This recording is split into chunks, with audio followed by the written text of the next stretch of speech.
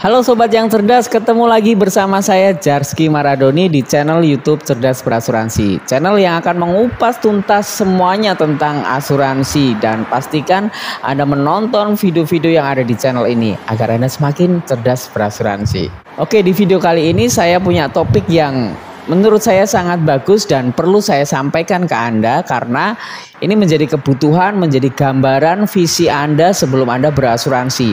Banyak orang yang berasuransi itu yang penting punya asuransi lah, berapapun uang pertanggungannya, berapapun manfaatnya, yang penting punya asuransi.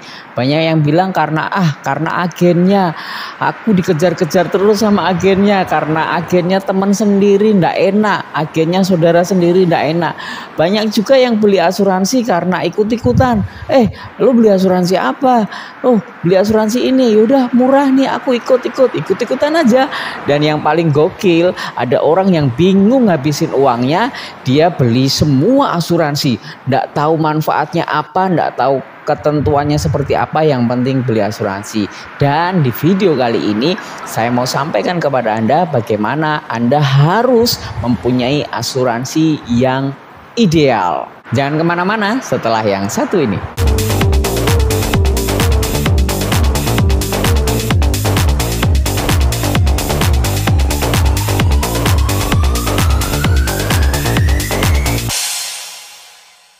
Perhatian, semua video di channel ini hanya bertujuan untuk edukasi dan informasi. Channel ini tidak bertujuan untuk menjelek-jelekan salah satu perusahaan asuransi. Channel ini bukan untuk media jualan asuransi.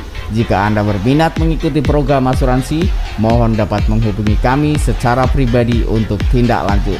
Silahkan subscribe channel ini, komen, like, dan share sebanyak-banyaknya. Selamat menikmati, salam cerdas berasuransi.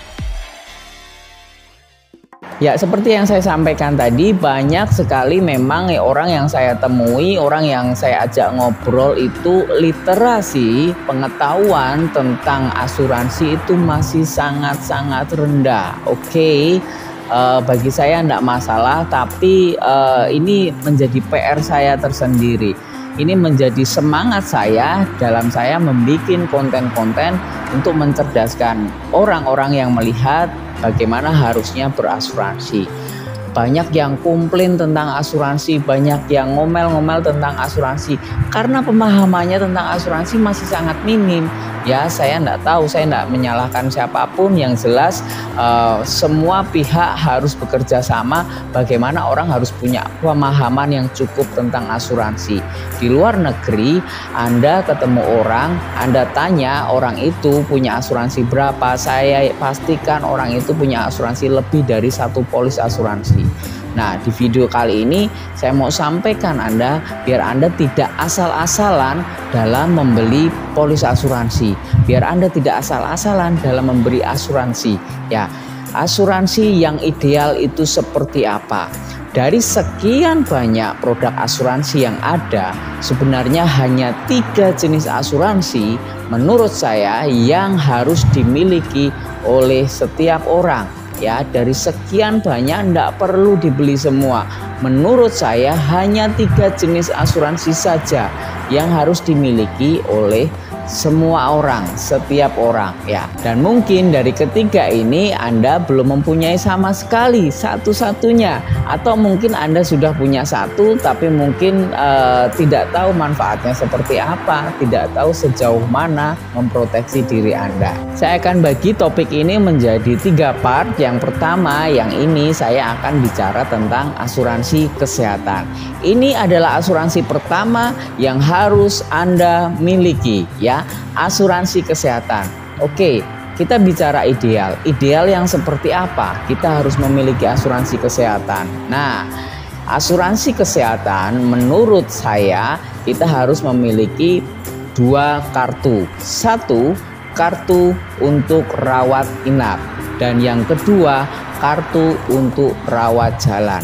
Pastikan Anda punya 2 kartu kesehatan ya. Yang satu untuk rawat inap, yang satu untuk rawat jalan. Oke, saya tidak berbicara merek asuransi apapun itu. Yang jelas Anda harus punya 2 kartu ini, rawat inap dan rawat jalan. Nah, saya memakai satu kartu rawat jalan.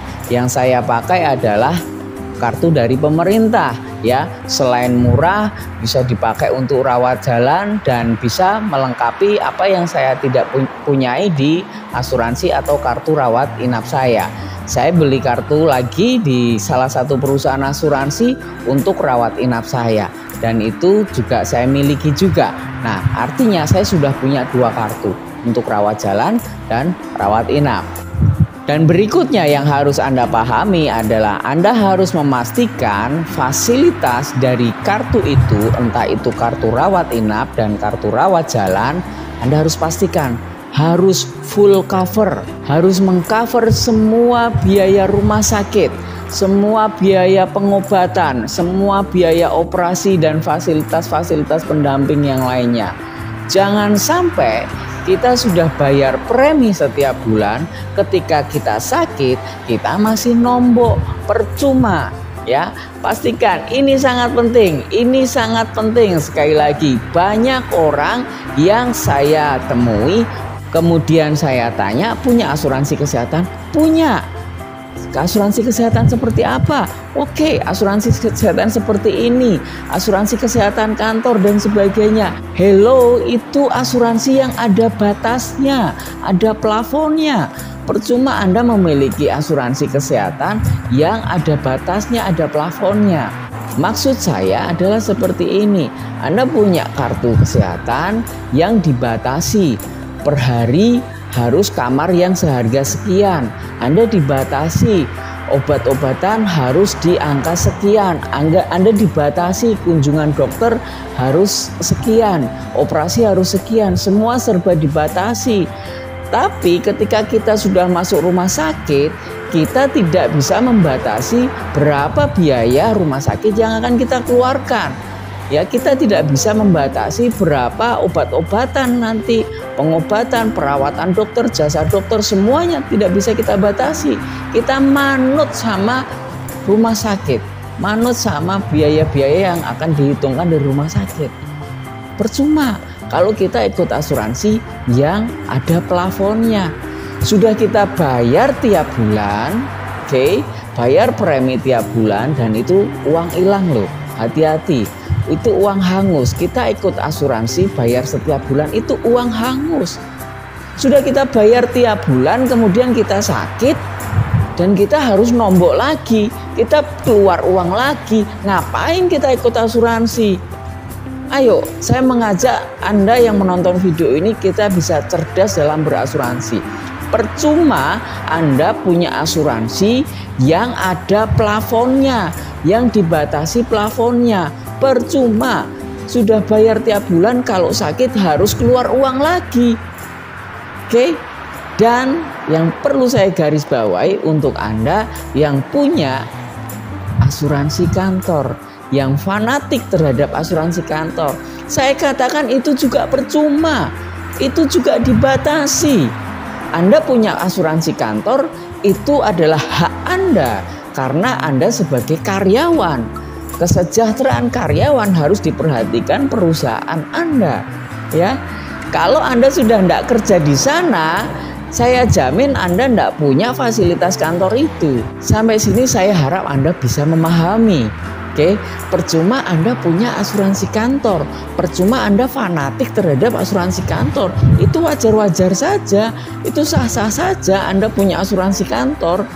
Tapi sampai kapan Anda punya asuransi kantor itu? Anda berani menjamin Anda pensiun di kantor itu? Anda berani menjamin Anda bisa sampai selamanya kerja di situ? Semuanya ada batasnya. Saya sarankan Anda harus punya asuransi swasta sendiri. Ya, asuransi swasta yang full cover untuk rawat inap. Sekali lagi, untuk rawat inap Anda harus punya asuransi sendiri. Rugi dong punya double asuransi. Aku kan udah di cover kantor. Enggak rugi. Ada manfaat asuransi yang bisa double claim. Ya, Anda bisa pakai asuransi pribadi swasta Anda bisa pakai asuransi dari kantor Anda, bisa double claim, triple claim juga bisa.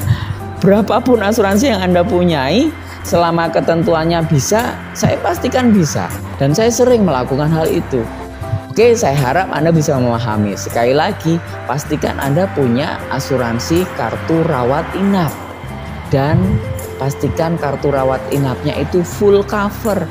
Mengcover semua biaya obat-obatan, semua biaya perawatan, semua biaya operasi. Bahkan memberikan fasilitas untuk pendamping Anda ketika Anda rawat inap. Memberikan fasilitas sebelum maupun sesudah perawatan dan sebagainya. Dicek lagi manfaat fasilitasnya. Pastikan Anda punya asuransi yang seperti itu. Kartu rawat inap yang full cover. Berapapun biayanya, berapapun yang rumah sakit katakan obatnya, mau ratusan juta, mau miliaran, pastikan itu di cover sama asuransi kantor Anda. Oke. Dan yang berikutnya tentang asuransi rawat jalan, kartu rawat jalan.